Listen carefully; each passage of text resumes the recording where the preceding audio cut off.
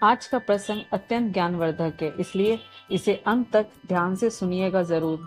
बहुत समय पहले एक समृद्ध नगर में चार अद्भुत बहनें रहती थीं, जिनका नाम था भूख, प्यास, नींद और आशा। ये चारों बहनें संसार के हर व्यक्ति के जीवन में अलग अलग रूप में आती थीं और सभी अपने आप को सबसे महत्वपूर्ण समझती थीं।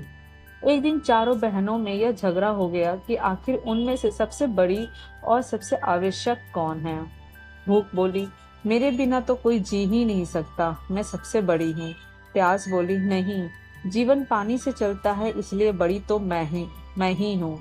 नींद ने ऊँघते हुए कहा, मेरे बिना कोई आराम नहीं कर सकता, मैं सबसे बड़ी हूँ।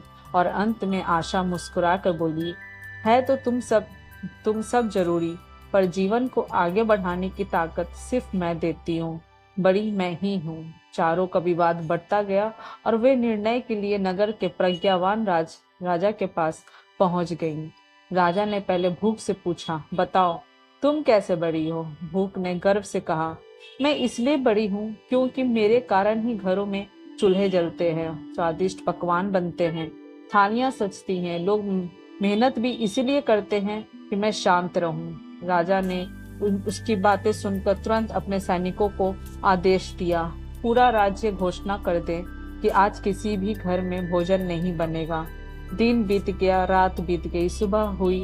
भूख पहले तो इधर उधर खाने की तलाश करती रही, पर जब कुछ नहीं मिला तो मजबूर होकर घरों में रखी परिभाषित यानी कि बासी रोटियां खाने लगी।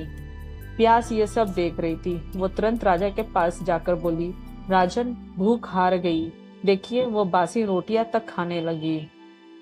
अब बताइए बड़ी कौन। राजा ने प्यास से पूछा, तुम कैसे बड़ी हो। प्यास ने कहा, मेरे कारण ही कुएं खोदे जाते हैं, तालाब बनते हैं, लोग मटके भरते हैं, जब कोई पात्र में पानी भरकर मुझे पीने को देते हैं तब मैं संतुष्ट होती हूँ, इसलिए मैं सबसे महत्वपूर्ण हूँ। राजा ने सैनिकों को आदेश दिया, राज्य में कोई पानी नहीं भरेगा, कुएं और तालाबों पर पहरा रहेगा, देखते हैं जब प्यास को प्यास लगेगी तो वो क्या करेगी।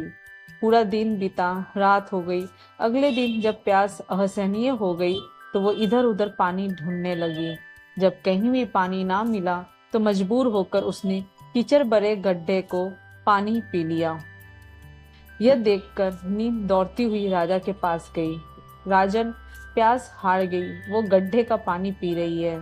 राजा ने नींद से पूछा, तुम कैसे बड़ी हो। नींद ने अंगड़ाई लेते हुए कहा, मेरे कारण ही लोग पलंग बनवाते हैं, बिस्तर बिछाते हैं, चादरें फैलाते हैं, जब सब कुछ ठीक से लगा हो तभी मैं आती हूँ, वरना नहीं। राजा ने आदेश दिया, पूरे राज्य में किसी घर में पलंग नहीं बिछेगा, कोई बिस्तर नहीं डालेगा। दिन ढला, रात हुई। नींद पहले तो उबासी लेते हुए सही जगह खोजती रही, पर मजबूर होकर एक उबड़ खाबड़ जमीन पर ही सो गई। आशा ये सब देख रही थी। वो तुरंत राजा के पास पहुंची और बोली, राजन, नींद भी हार गई, वो बिना बिस्तर के ही जमीन पर सो गई। अब साबित हो गया है कि सबसे बड़ी मैं हूँ। राजा ने गंभीर स्वर में पूछा, तुम बताओ आशा, तुम क्यों सबसे बड़ी हो। आशा शांत और गहन आवाज में बोली, मनुष्य जितना भी संघर्ष करे, भूख से लड़े, प्यास सहे, नींद को रोके, पर जीवन में आगे बढ़ने की शक्ति उसे सिर्फ मैं ही देती हूँ। लोग नौकरी धंधे करते हैं, मेहनत मजदूरी करते हैं, क्योंकि उनके अंदर मैं जलती रहती हूँ। मेरे बिना कोई कर्म नहीं करता, कोई सपने नहीं देखता। राजा ने सैनिकों को आदेश दिया, पूरा राज्य में घोषणा कर दे कि आज से कोई काम नहीं करेगा, कोई नौकरी नहीं करेगा, कोई मेहनत नहीं करेगा, किसी घर में आशा का दीप नहीं जलेगा। दिन बीत गया, रात बीत गई, आशा बेचैनी से भटकती रही। हर जगह सन्नाटा था, लोगों ने काम छोड़ दिया था, किसी ने कुछ बनाने, कमाने या सोचने की कोशिश भी नहीं की। लेकिन अचानक आशा को दूर एक टिमटिमाती रोशनी नजर आई। वो प्रकाश था एक कुम्भकार यानी कि कुम्हार के घर में। कुम्हार देर रात भी दीपक की कमजोर लौ में मेहनत कर रहा था। वो अपने हाथों से मिट्टी को गूंथ रहा था, नए बर्तन बना रहा था और मन में कह रहा था कि शायद कल अच्छा होगा, शायद मेहनत रंग लाएगी।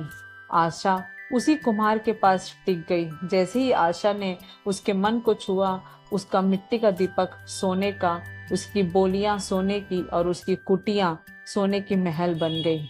कथा का क्या संदेश है, आइए जानते हैं कि दोस्तों, जिस प्रकार कुम्हार की आशा पूरी हुई, उसी प्रकार आपकी भी आशाएं अवश्य पूरी होंगी। बस अपने भीतर आशा का दीपक जलाए रखे, कर्म करते रहे, मेहनत से पीछे ना हटे, क्योंकि भूख, प्यास और नींद शरीर को चलाती है, पर आशा जीवन को चलाती है। उम्मीद है ये कहानी आपको बहुत अच्छी लगी होगी। नए हैं तो प्लीज सब्सक्राइब करें, लाइक करें, शेयर करें। Thank you.